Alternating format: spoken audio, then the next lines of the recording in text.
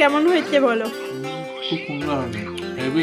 তোমরা রিভিউ তো শুনেই নিলে, কি বানিয়েছিলাম বলো তো, পিৎজা। তো কিভাবে বানিয়েছিলাম চলো তোমাদের সাথে একটু শেয়ার করি। পিৎজা ব্রেড নিয়ে নিয়েছিলাম এখানে। এখানে পিৎজা ব্রেডটা তোমরা বাড়িতেও বানাতে পারো, আমি কিনে এনেছিলাম। তারপরে এখানে দিয়ে দিলাম পিৎজা সস, তার আগে বাটার দিয়েছিলাম, তারপর মেয়োনিজ, আর দিয়ে দেবো টমেটো কেচাপ। ভালোভাবে স্প্রেড করে নিয়ে এখানে যা যা সবজি দেওয়ার আর কি, পেঁয়াজ ক্যাপসিকাম দিতে পারো, আর টমেটো। আমার কাছে ক্যাপসিকামটা ছিল না তাই আমি দিইনি।